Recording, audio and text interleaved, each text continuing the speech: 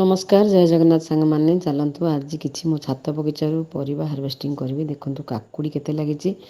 ଆପଣଙ୍କୁ ଆଗରୁ କାକୁଡ଼ି ଦେଖେଇଥିଲି, ଆଜି ମଧ୍ୟ 2-3ଟି କାକୁଡ଼ି ତୋଳିଛି। ଦେଖନ୍ତୁ ଗୋଟେ ଲାଉ ହେଇଛି। ସବୁଠୁ ମୁଁ ଭାବୁଛି ଏଇ ଲାଉଟି ବଡ଼ ଲାଉ। ଆଗରୁ ମୁଁ 2-3ଟି ଲାଉ ତୋଳିଥିଲି। ତା ସହିତ ଦେଖନ୍ତୁ ଲାଉ ଗଛର ମଧ୍ୟ କିଛି ଯତ୍ନ ନେବାକୁ ପଡ଼ୁଛି।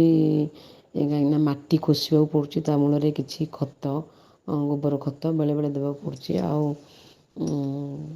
ଯେମିତି ଆପଣମାନଙ୍କୁ କହିଥିଲି ଆଗରୁ, ସେଇ ଚଲା ପାଣି, ସୋରିଷ ପଡ଼ିଆ 15 ଦିନକୁ ଛାଡ଼ିକି ତାକୁ ଦେବାକୁ ପଡ଼ୁଛି। ଏବେ ଦେଖନ୍ତୁ ମୁଁ ଜହ୍ନି ଗୋଟେ ତୋଳୁଛି। ଜହ୍ନି ନେଟ୍ ଉପରେ ହେଇଯାଇଛି, ତାକୁ ବାହାର କରିବା ପାଇଁ ଟାଇମ୍ ଲାଗୁଛି। ଜହ୍ନି 2ଟି ଗଛ ଲଗେଇଥିଲି, କିନ୍ତୁ କିଛି ଅଳ୍ପ ପରିମାଣରେ ଜହ୍ନି ଫଳିଲା ଏ ବର୍ଷ। ଆଉ କିଛି ଜହ୍ନି ୟେଲୋ ପଡ଼ିଯାଉଛି।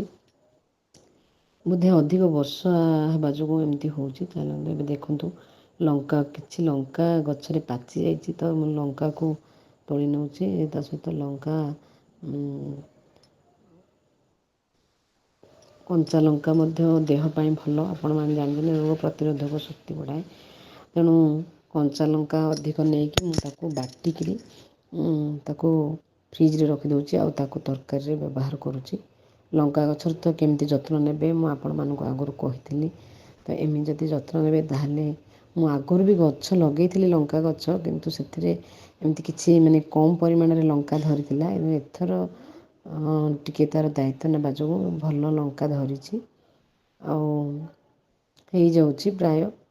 ଗଛରୁ ତୋଳିକିରି ପରିବାଟା ଖାଇଲେ ଯେଉଁ ଆନନ୍ଦ ଆସେ ମନରେ, ସଫିସିଏଣ୍ଟ ନ ବାହାରିଲେ ମଧ୍ୟ ଯେତିକି ପରିମାଣରେ ବାହାରିଲେ ମଧ୍ୟ ତାହା ମନକୁ ବହୁତ ଶାନ୍ତି ଦିଏ।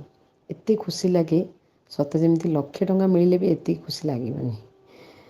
ତ ମୁଁ ମଧ୍ୟ ଏମିତି ୟୁଟ୍ୟୁବ୍ ଦେଖିଲା ପରେ ମୁଁ ସେଥିରେ ଇନ୍ସପାୟାର ହେଇକି ଏମିତି ଗୋଟେ ଚ୍ୟାନେଲ୍ ଖୋଲିବା ପାଇଁ ମନସ୍ଥ କରିଥିଲି।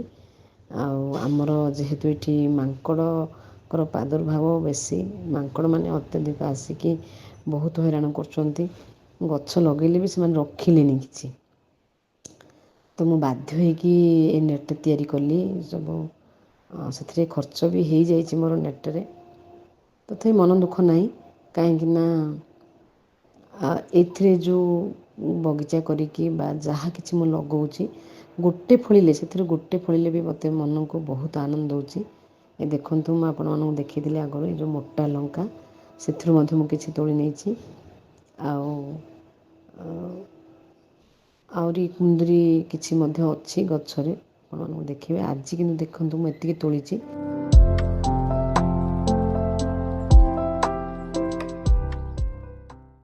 ଜହ୍ନି, କିଛି ଲଙ୍କା, ଗୋଟେ ଲାଉ, ଆଉ ଏଇଠି ଦେଖନ୍ତୁ ଆହୁରି ଗଛରେ ଅନେକ କୁନ୍ଦୁରି ଅଛି, କେତେକ ଲଙ୍କା ବି ରହିଛି। କିଛି କିଛି ତୋଳିବା ପାଇଁ ପଡ଼ିଥାଏ ନା, ଅଧିକ ତୋଳିଲେ ତ ସରିବନି। ତାପରେ ଗଛରୁ ଫ୍ରେଶ୍ ଲଙ୍କାଟି ନେଇକି ଖାଇଲେ ତା'ର ସ୍ମେଲ୍ଟା ସମ୍ପୂର୍ଣ୍ଣ ନିଆରା, ଆପଣମାନେ ଜାଣିଥିବେ।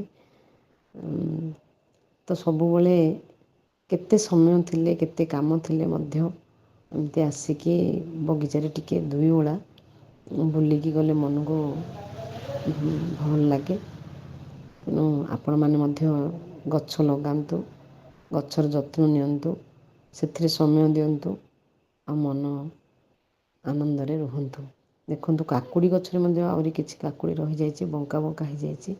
ଯେହେତୁ ଗ୍ରିଲ୍ ଭିତରେ ଯେଉଁ ମୁଁ ନେଟ୍ କରିଥିଲି, ତିଆରି କରିଛି, ସେଇ ଭିତରକୁ ଚାଲିଯାଇଛି ତ, ସେଥିପାଇଁ ଆଉ କିଛି କାକୁଡ଼ି ଏପଟେ ଦେଖନ୍ତୁ। ଆଉ ଦିନେ ଦୁଇ ଦିନ ପରେ ହେଇଯିବ ଏଗୁଡ଼ାକ।